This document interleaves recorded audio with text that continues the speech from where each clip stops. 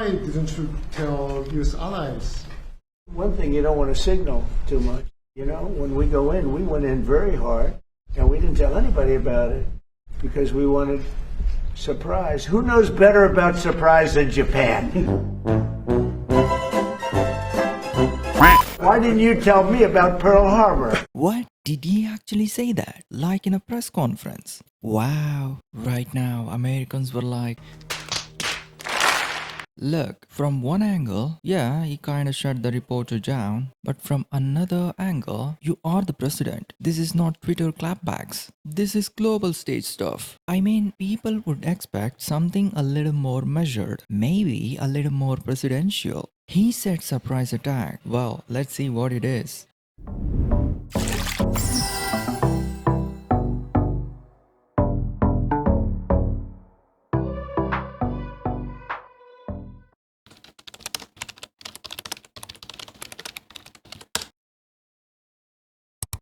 On December 7, 1941, the Emperor of Japan launched a surprise military strike on the United States Pacific Fleet.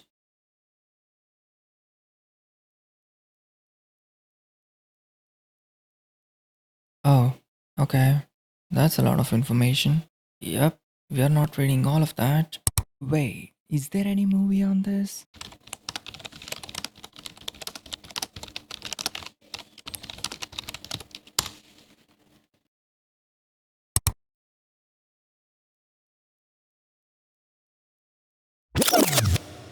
Before jumping into the movie, let's understand the reason behind this attack. See, in 1941, Japan was a superpower with a massive problem. They had zero natural oil. They were importing 80% of their fuel from the United States. Basically, the US was the gas station for the Japanese war machine. But then, Japan invaded Indochina. The US responded with the ultimate middle finger, an absolute oil embargo. Overnight, Japan's clock started ticking. They had roughly 18 months of fuel left in their reserves. After that, their planes stop flying, their ships stop sailing, and their empire dies. Japan's top generals were not idiots. They looked at the spreadsheets. They knew that if a war with America lasted 5 years, they would lose 100% of the time. America's industrial output was a monster they couldn't kill. So, they decided to bet the entire country on a single violent coin toss.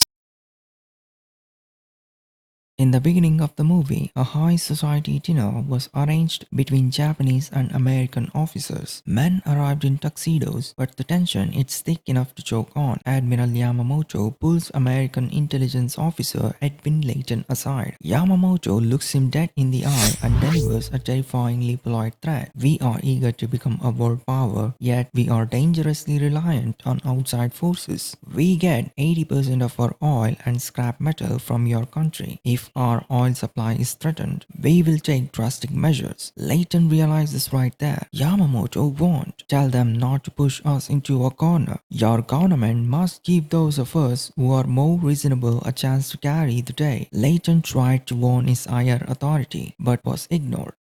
4 years later, the world is at war. Japan invaded China. The United States stayed officially neutral. On December 7, 1941, without warning, Japan attacked Pearl Harbor. Japanese air group unleashed a sudden storm of fire. Rounds tore across the surface as planes roared past, pulled up, banked hard, and drove again, firing relentlessly. Bombers come in over the USS Arizona and drop armor-piercing bombs straight through the ship, and the entire thing explodes upward into a massive fireball. More Zeros sweep across Pearl Harbor, diving, firing, pulling up, turning back in, and hitting hangars, fuel depots, everything in sight as explosions start chaining across the harbor. Smoke rises fast, but the planes keep cutting through it, making turn after turn, run after run, keeping the entire harbor under fire. Some onboard crew showed their courage by firing against the Zeros and shot down a few. The harbor is completely covered in fire and smoke as the strike just keep coming. Bodies are down across the surface while others are still moving, pulling themselves up, trying to get off the ship as fire spreads behind them. Some sailors reach the edge and drop straight into the water below, while others run across the deck looking for a way out as smoke keeps building around them.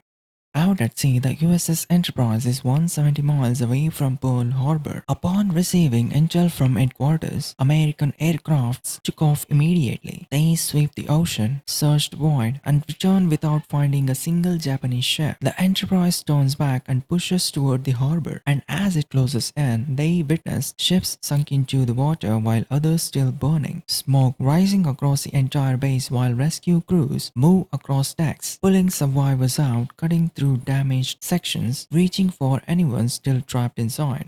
Across the ocean, inside the Japanese command center, officers gather around maps, reviewing the strike, marking targets, calculating the next move, as plans shift toward seizing resources and destroying the rest of the American fleet. General Nimitz moves fast and assigns Edwin Layton to track the enemy, break their pattern, and predict the next strike before it happens. The Enterprise heads back out, moving into the Marshall Islands raid. Attack aircrafts drop into dives as they approach. Dick Bass pushes his SPD straight down, speed building, pressure rising, holding the line until the last second before releasing, and a Japanese hangar erupts into flames. Back on the carrier deck, a Japanese bomber lines up and comes in low, straight toward the ship. One man moves the opposite way. Bruno Guido runs toward a parked Dauntless, climbs in, swings the rear gun into position, and opens fire as the bomber closes the distance. The rounds hit the cockpit. The aircraft breaks apart mid-run, tearing off just above the deck before impact. On the bridge, William Halsey Jr. watches it happen and promotes him on the spot. On April 18, 1942, 650 miles east of Japan, aircraft carriers holding bombers on deck sail towards Tokyo. On signal, the first bomber swings forward and lifts off from the short carrier deck, wheels barely clearing the steel, followed immediately by the next, then the next, all climbing into the Great Dawn. The formation builds speed over open ocean, bombs loaded, eyes forward, and then they are over Tokyo, releasing their loads in rapid succession. Explosions bloom across the city, fires flaring as the bombers wheel away to the east under rising tracer fire. After the raid, fuel gauges fall fast, levels dropping as they push on. Fuel doesn't hold long over the distance they have covered. One by one, planes starts losing altitude, and crews make the inevitable decision. They bail out. Parachutes opens against the sky, wings rolling away as crews descend toward the hills of eastern China. On the ground, Chinese militia move quickly, gathering the men who have come down, escorting them inland under watchful eyes.